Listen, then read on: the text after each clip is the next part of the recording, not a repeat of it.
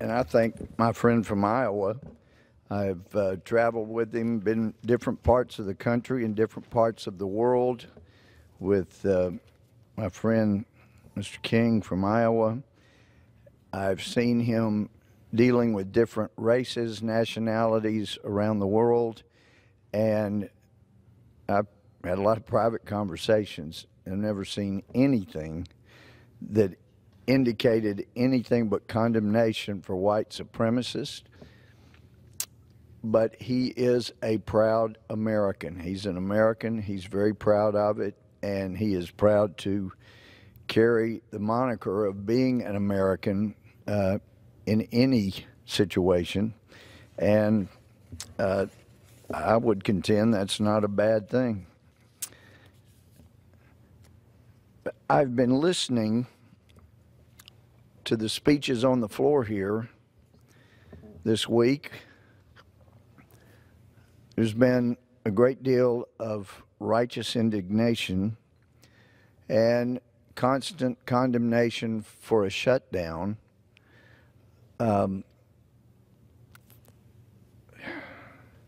It's deeply troubling. There are some people working who are not getting paid. Like to see that fixed. But President Trump got his answer this week when he continued to try to compromise with Senator Schumer and the Speaker Pelosi, trying to get a compromise. And I was delighted to hear the Majority Leader Hoyer mention that we've got to have compromise. It's how things are supposed to work.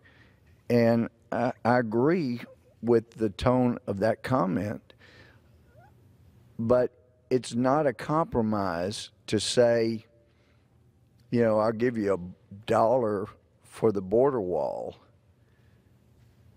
when it is such a serious matter, and especially when we have a history of people making comments on the Democratic side as well as the Republican side about the need for border security, the need for either a wall, a barrier, a fence, but tough, tight border security so that this country, which is the most generous country, not only philanthropically, there's never been a country that has given more, done more without any request in return, but just out of the goodness of Americans' hearts for other parts of the world.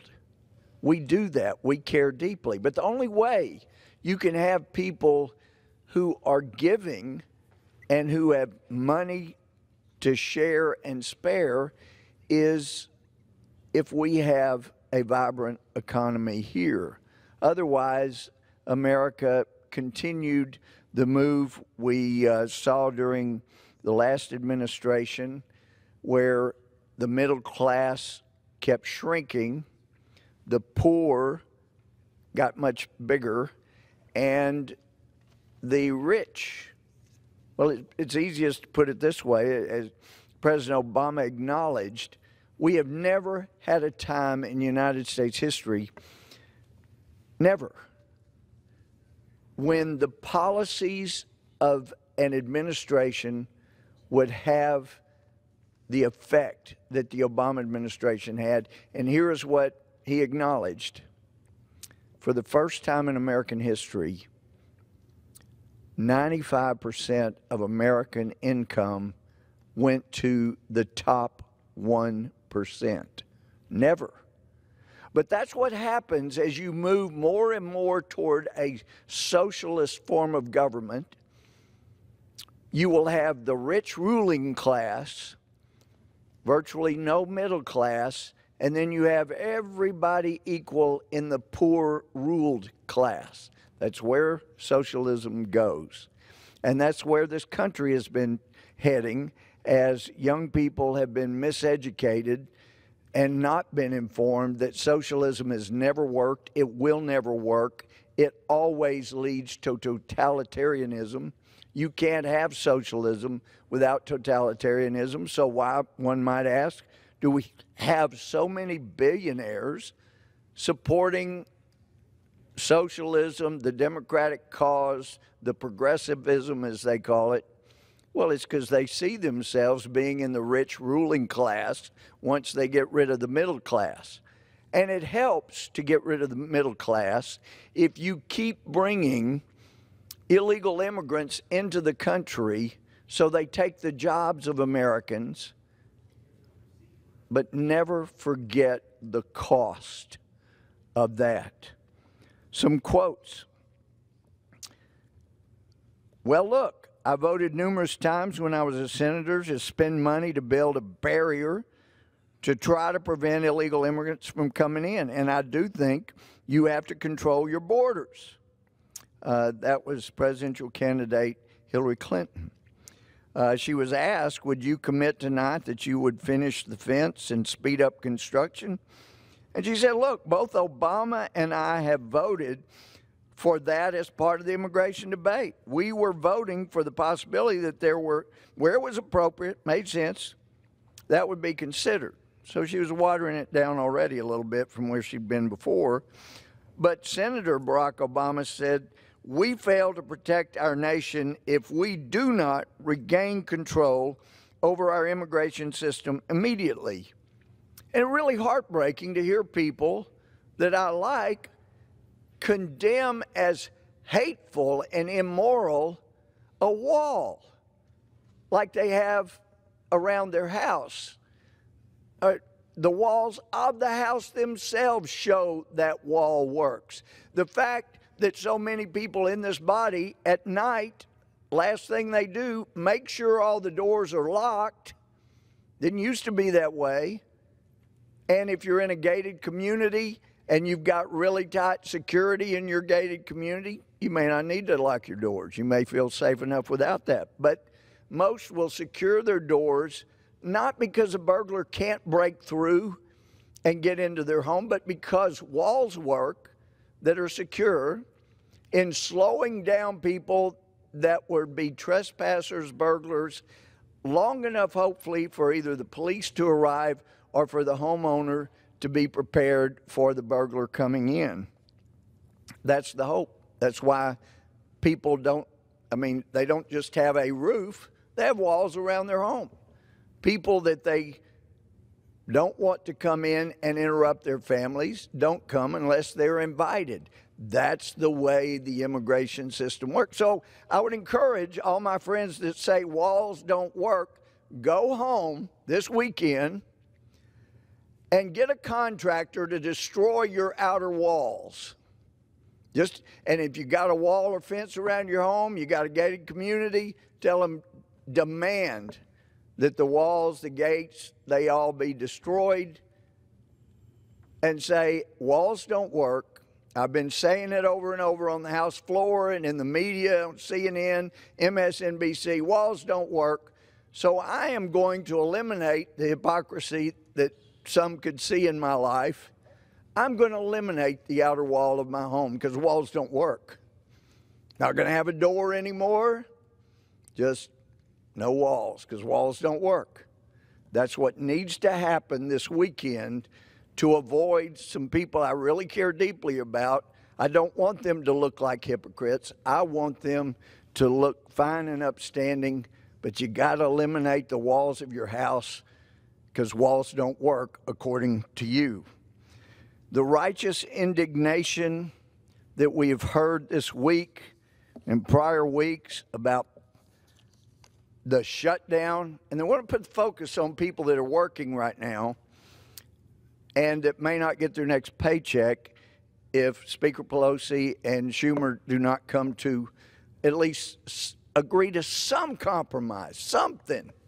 Not continue to say no to a wall, no to a barrier, and then when he says, okay, I'll compromise. It won't be concrete, it'll be steel. There's a compromise. They said, oh, now we see you don't have a definite plan. Well, yeah, he's trying to compromise with people with whom who disagree with him. Fine. But if you're going to compromise, you're going to do it with the president. Okay, I'll compromise. We'll make it a steel wall. Okay, we'll compromise and we'll have barriers. Let's work it out, what we'll have. Oh, see, they say, he doesn't have a plan. We need to see exactly what his plan is. Oh, he's got a plan, but you said under no circumstances would you agree. He's been compromising. That's what it's called. That's what he's trying to do.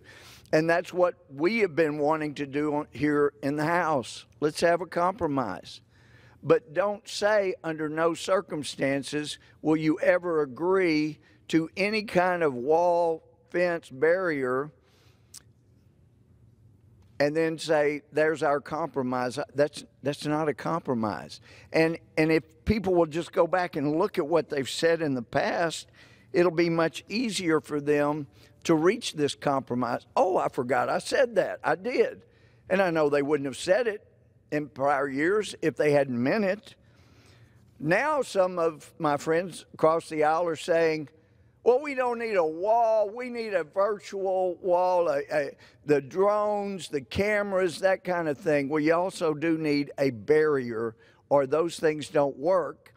And in fact, under the prior administration that had, as I recall, about $8 billion to create a virtual wall in support of securing our border, there was one little out that they had to avoid doing any of that, and that was if the administration declared virtual walls wouldn't work, the technology wouldn't work, and that's what Secretary Napolitano did.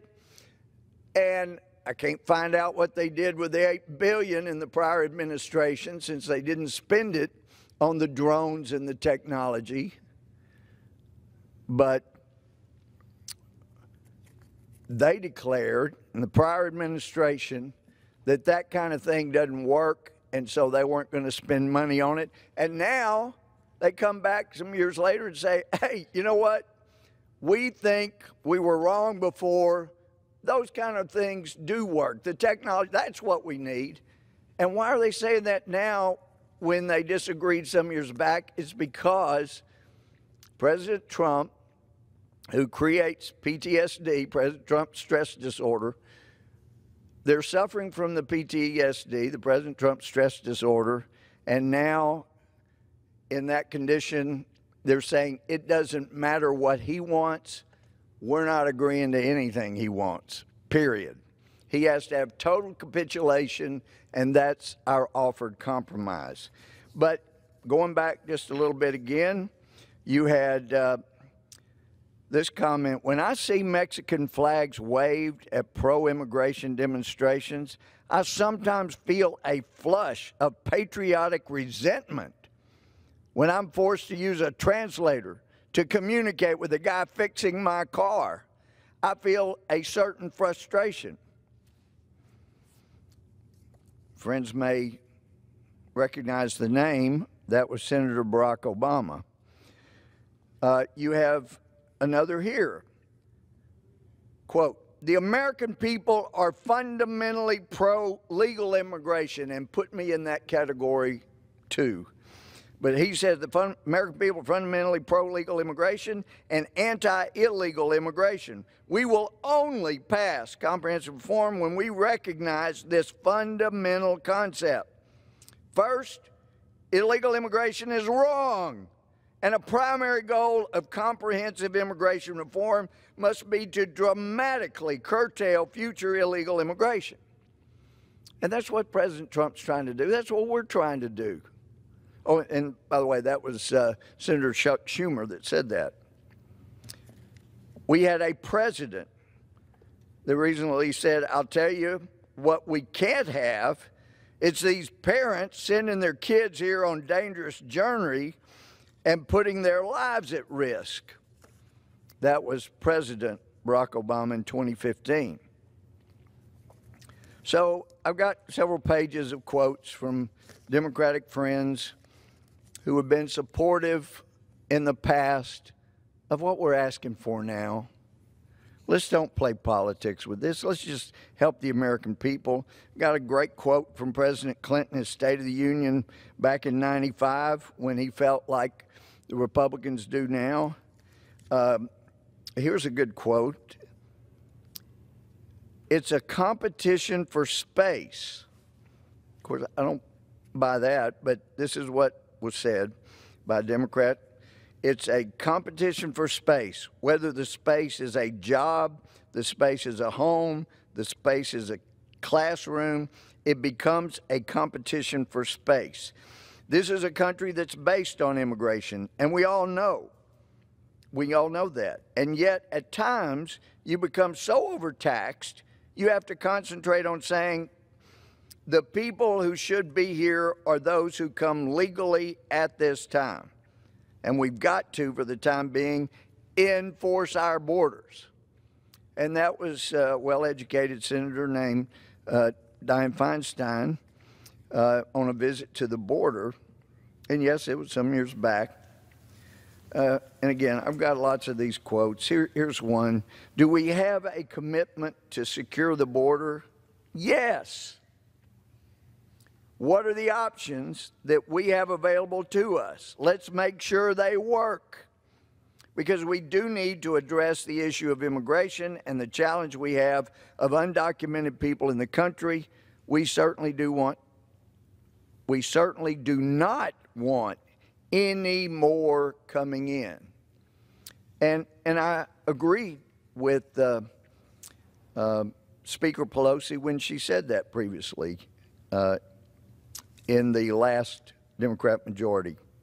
So that was made in 2008. That helped the Democrats keep the majority for a second term. And now I think to put the needs of the American people behind the desires of people that want to come in illegally is a big mistake. You will erode and destroy this country's ability to be the most philanthropic, to be a country that every year produces cleaner air, cleaner water, like Texas has. You erode that ability because when people are struggling financially, the thoughts of a cleaner environment and helping others fall behind the desires of just making enough to feed my family. We've seen it throughout history. It's important to secure our border. And I have my friend from Florida, Representative Ted Yoho, a real patriot. I don't believe he minds being called a patriot, but I would yield to my friend from Florida for such time. Well, I appreciate it, and I thank the gentleman from Texas, a great friend of mine, and I think the pictures you have up there speak a loud picture, the other side of the 21-day shutdown of what's really going on. And yesterday and today, we've heard a lot from our Democratic colleagues about what 20 days was, what 21 days, and yes, there are people that have been furloughed. And yes, it's tragic for them if they can't pay their bills. But we know this is a temporary inconvenience, and we passed a bill today in this chamber that will be signed into law that these people will be made whole. So it is a temporary inconvenience, and we don't like it. Neither side likes this. But when you look at the cause of this, when we go back to the cause of this, and we saw that meeting in the White House with Chuck Schumer, Nancy Pelosi, and President Trump. After that, there was a press conference. She says not one penny will go to a wall. And as you've illustrated so eloquently, how many times President or Senator Obama at the time, Dianne Feinstein, Senator Feinstein, Senator Schumer, Ms. Pelosi have supported a wall, border security. The hypocrisy, it's okay then, but it's not okay now because they want to label it Trump's wall. What this president's trying to do is fulfill all of our obligations to the Constitution, to uphold the Constitution from foreign and domestic enemies. Border security is something we all do.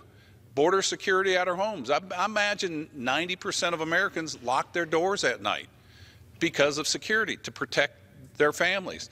Mayors and police chiefs of towns protect their citizens. That's their job. And if, gentlemen, Yeah. back, Be glad to. do they secure their doors and secure their cities because they hate people that are not part of their home or their city? No, not at all. They do it because they want to protect the people that they've been tasked to do. That's all we're asking here is border security. So 21 days ago, the government shut down, partial shutdown. 76 to 80% of the government is funded. There's a small portion that's not funded. And again, I feel bad for the people that have been furloughed. But today the legislation passed, as I said, where they're going to be made whole. 21 days ago, the government has been shut down, making this the longest, or we're tying the previous record for the longest shutdown in U.S. history. Why has it been this long? Because the Democrats refused to come to the table and negotiate a solution. When you have two sides, one is willing to work and compromise, and the other one says, not one penny. You're not even at a starting point to compromise. Instead, they would rather bring up messaging bills that don't fund the vital programs, also that they can say, we didn't support President Trump's border security. This is hatred at the highest level, yet they talk about tolerance and all this other stuff. They have such a disdain for this president, and again, all he's trying to do is secure this nation. Well, let's take a look at the last 21 days. On the other side, as you brought up here, 21 days, on average, 2,000 inadmissible migrants arrive at our southern border daily. 2,000 inadmissible migrants arrive at our southern border daily. This means in the last 21 days, without a secure border, approximately 42,000 migrants have sought illegal entry at our border without going through the proper channels. Proper channels. If they come through the proper channels, as you said, we allow over 1 million people in this country to immigrate here. We have proper channels for people to come through, but over 42,000 immigrants have sought illegal entry at our border without going through the proper channels. Additionally, in December, 27,518 family unit aliens were apprehended for crossing the border illegally. If those numbers remain consistent, that means over 18,000 family unit aliens have been apprehended for illegal crossings in the last 21 days. Over 18,000 family units. In fiscal year 18, 2,028 illegal aliens arrested had homicide charges already. If this number remains consistent, that's 115 homicide charges for illegal aliens in the last 21 days. Further, on an average, 300 Americans die per week from heroin. 300 per week. And 90% of those, of all the heroin in the U.S. and marijuana and cocaine, 90% of that comes from our southern border. Secure the border, Ms. Pelosi. That means in the last 21 days, if we have 300 dying a week, 21 days is 3 weeks, that means at least 900 Americans have died because of heroin illegally crossing our border. Secure the border, Ms. Pelosi. This doesn't even include all that, the amount of fentanyl that crossed our southern border in 2017, which the amount that has come in is enough to kill every single American via overdoses. If you talk to the Democrats, they'll tell $5.7 billion is too much to pay for protection at our southern border. But what they won't tell you is how much it costs, how much more it costs the federal government and Americans by not securing our borders. And again, we want to be sensitive to the people that have been furloughed. As I said, and I know I'm going to take some heat for this, it is a temporary inconvenience. But for these people that you have on this picture, for the countless other people we can talk about, Kate Steinle in San Francisco, Molly Tibbetts, Peter Hacking, all were killed by illegal Mexicans that have come into this country. And I find this very egregious. Peter Hacking a father of 9, a blended family, had been married to his wife approximately a year. He and 2 of his children were killed by a Mexican that came into this country illegally. That person that killed these people that should not have been in this country got 2 years in prison. 2 years in prison. It's a sham that the Democrats want to use politics to say this is not about security of this nation. Ask those people. For the people that have been furloughed, temporary inconvenience are going to be made whole. But for these people, it's a permanent damage, not just to their family, but to their communities and to this nation. And I thank the gentleman for allowing me, and I'll be here if you need me to weigh back in. Appreciate so much, my friend from Florida. We've been friends for a long time, and I know how deeply my friend, Representative Yoho, cares about this country and about the people that are under our charge. This poster has some more recent folks. I've heard about Officer Singh. Was recently killed by a person illegally in the country. That's the charge. Pierce Corcoran, 22 years old. And I was hearing his parents talk about him yesterday. You know, Justin James Dennis Lee, 14 years old. Cute kid. Stephen Marler. His family would love to have him back. Grayson Hacking. And some of these were not intentional murders. Some of these were accidents, sometimes by drunk driving, some by negligent homicide, but they killed Americans. Grayson Hacking, when she was 22 months old. Gets a little harder. Ellie Jean Bryant reminds me of one of mine. Killed when she was 4 years old. Blake Zieto, he was 20. Krisha Odette, 13. Rocky Jones, 51. Now, Dominic Durden's mother is a friend of mine, and I know how she has suffered.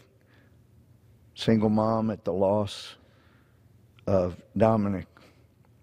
Sounds like an absolute awesome young man. Shaylee Estes, Grant Runneback, he was 21. And I got to see a little bit of my friend Sean Hannity's show last night, and I saw these names scrolling, and I was going, oh my gosh, look at those names. And there was a website, his producer Linda directed me to, that they were using that has lists of names. These are 3 columns. In case someone can't see you, 3 columns of names, and this isn't everybody that's been killed by illegal immigrants. So, knowing people who have lost family members to illegal immigrant homicides, it's difficult to absorb the pious, righteous indignation that we have sometimes heard here on the House floor about the shutdown. With it sounds like a callousness on this floor, a potential callousness to the murders and the deaths of so many Americans that would not have happened if Congress had done its job. And it breaks my heart to think of the murders and the homicides, negligent homicide, otherwise, that will occur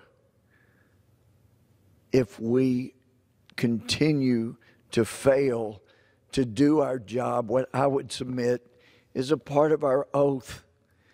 Our oath is not to protect and defend people that want to break into this country illegally. That's not the people for whom and to whom we took an oath.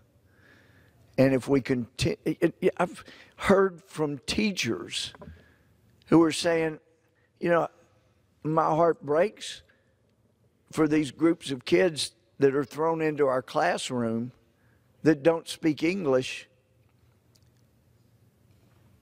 but my heart also breaks for the Americans, citizens and legal residents who are not getting an education anymore that they would have gotten had we not had so many illegal immigrants thrown into the classroom. We can't take care of both. We can't teach them both, because if we try to concentrate on the people that don't speak English or that are illegally here, and I'm hearing from teachers say we're getting more people, and we're not prejudiced against anybody, but we can't teach them and the students that are legally here because they can't learn at the same level. So what happens? The American citizens, the legal residents, people that are legally here, they're not getting the education that they would get otherwise. And I would just submit before I yield again to my friend from Florida, this is a compassionate country. It's one of the things I'm proud about. But I ask the question, Mr. Speaker, what is more compassionate? Is it to allow people to flood into America illegally when we know 37% of the girls are being sexually assaulted, normally multiple times, 17% of the young boys being sexually molested on the way as they are drawn toward the United States to come in illegally, and every day another girl is pulled into sex trafficking that would not be if our border weren't so porous? Is that compassionate? You guys keep coming?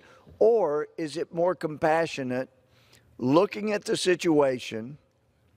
And I love Mexico. They've got some of the most beautiful places in the world. My wife and I honeymooned there, 40 years ago, and we loved it. I got certified in an hour to scuba dive.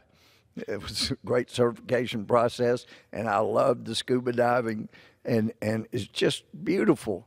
They got incredible beauty in Mexico and in Central America.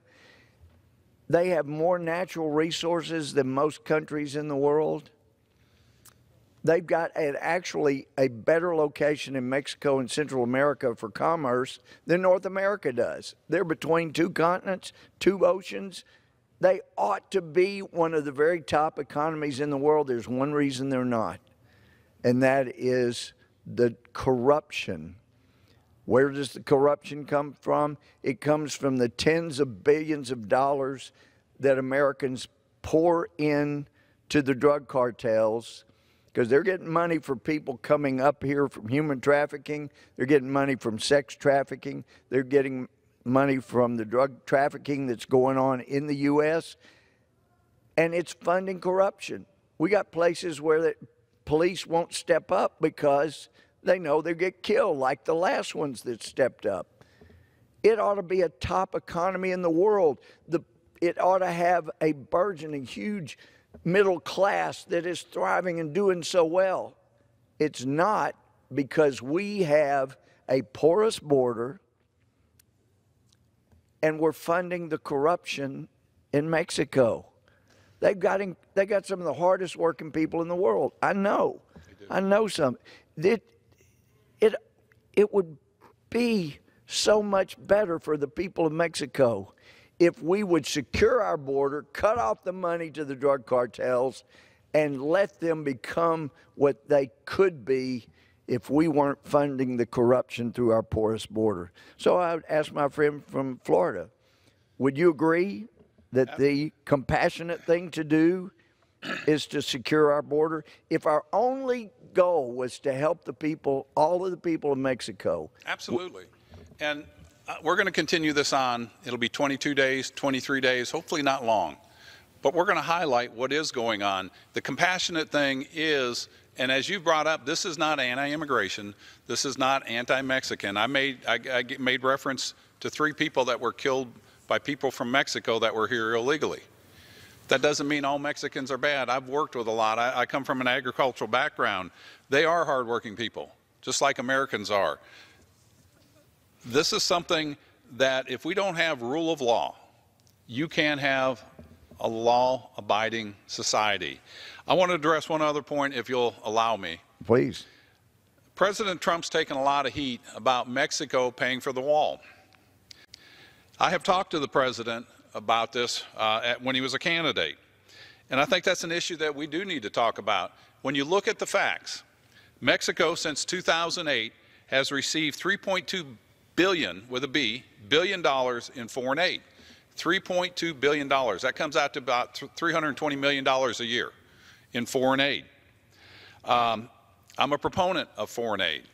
They have also started the Merida initiative in 2008. 2008. Since that period of time, $1.6 billion has been invested into that program. That is strictly counter drugs. $1.6 billion since 2008. And I ask you, is the drug problem today better in America or worse?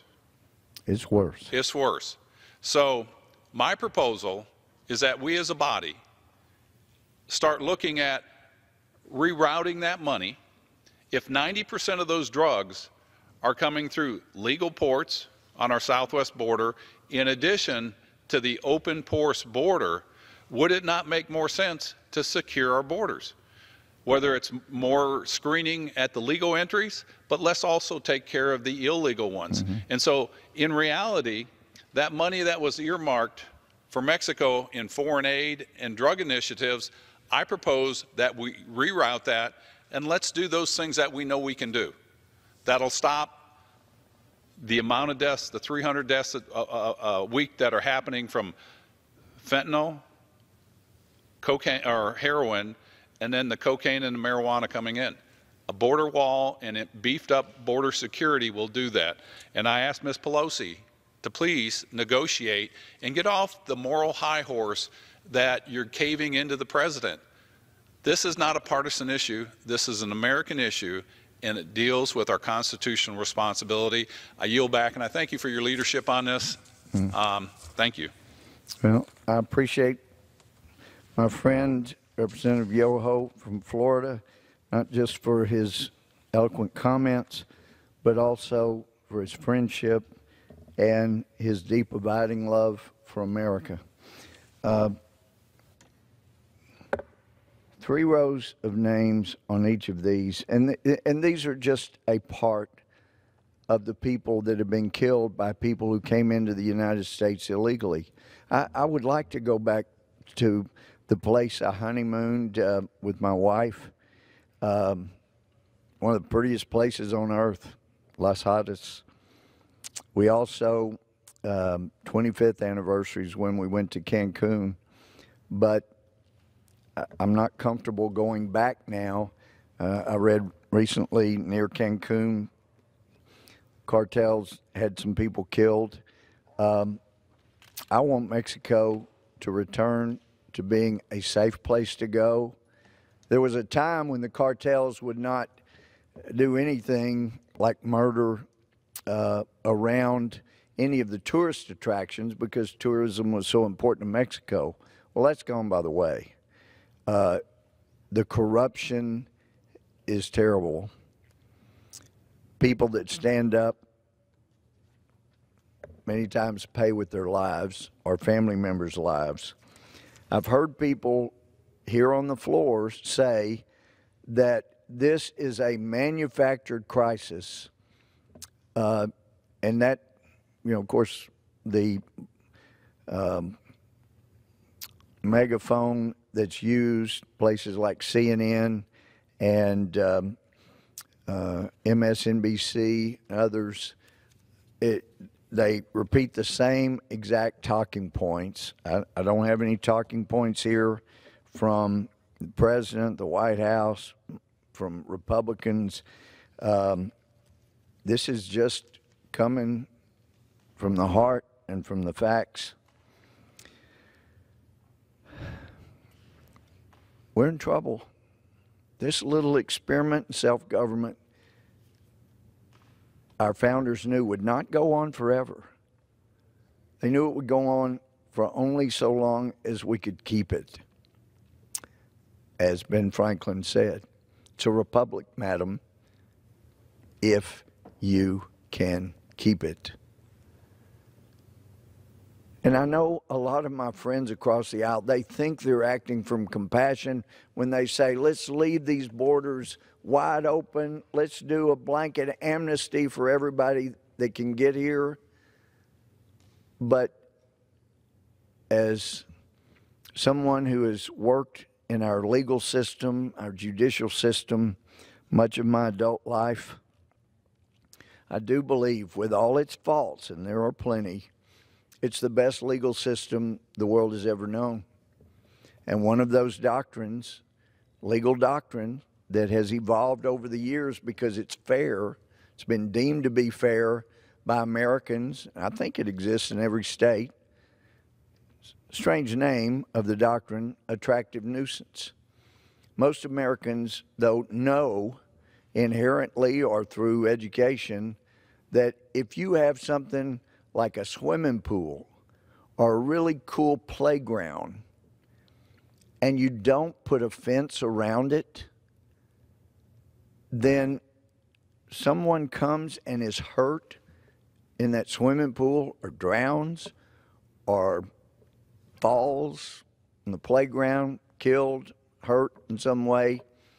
The landowner that refused to put up a fence or a wall or something to keep people from getting to that attraction are held financially liable. And they have to pay financially to those who have suffered, or in the case of a death, to the family of those who've suffered. That's been considered one of the great doctrines of our legal system. But thankfully for people here in the House and Senate, we haven't applied that sound doctrine to the fact that America has become a lure, a draw, and it has drawn people by the thousands and tens of thousands and hundreds of thousands. Some die on the way here, when they get here. Some are pulled into sex trafficking. Their lives are destroyed. I've been there so many times when it's not on their list of questions to ask, but many times they ask, how much did you pay to get into this country? And the response, $5,000, $6,000, $7,000, $8,000. Where'd you get that kind of money? Well, $1,000 here, $1,500 there. Well, where are you getting the rest from? They're going to, the drug cartels, who gets the money, they're going to let me work it off when I get where I'm going. I've watched them hand over different addresses. It's 2, 3 in the morning while the Border Patrol is coming down, asking the questions, getting the information. They pass around a different address. I've seen them say, basically, do you want to claim this child? No, you claim the child. You don't know how many are unaccompanied and who are accompanied by people that they shouldn't be. Let's stop luring people to their demise or to their despair. Let's continue to be the most generous country in the world when it comes to allowing people legally in, as we do. As my friend Congressman Yoho pointed out, over 1 million visas legally a year.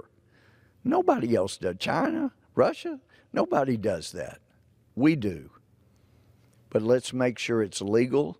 It's not MS-13 gang members that are going to repeatedly stab a young girl or boy, rape women. Let's make sure that it's not drug cartels sending people in. And I hear people say, well, you know, it's not that much drugs that comes across our border on the south. Hey, I've been there too many times, and the Border Patrol will tell you down there at 2 and 3 in the morning, look, they just sent over 20 in a raft. They know, and you hear it on the radio, they call all the Border Patrolmen in, they start processing the people, and that's, as a Border Patrol will tell you, that's when they send in the illegal drugs. And the two guys that said, you know, we got pinned down a while ago by a 50 caliber, no mistake, that 50 caliber when it's fired. And we were hunkered down behind the tanks wondering what high-value individual or what big drug shipment are they bringing across right now when they know we don't have anything that stops a 50 caliber. Look, the drugs are coming in. I've been there when we used thermal technology. I say we, it was the Texas Department of Public Safety. Give that information by radio to the Border Patrol. They float up a balloon. They use their thermal technology. They say, oh, yeah, we see those. There's 2 or 3 people here. Apparently they're carrying drugs, some big thing they're bringing in. Here's 17, 18 people. They're not carrying anything. They're clearly just trying to come in illegally. They would find the people that we would tell them about as they float up the balloons and get the zoom in. And in the end, they said, okay, we got all the people.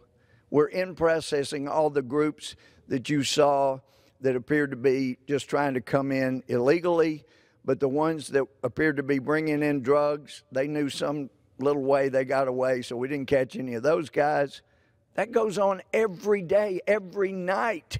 And who dies from those illegal drugs coming in?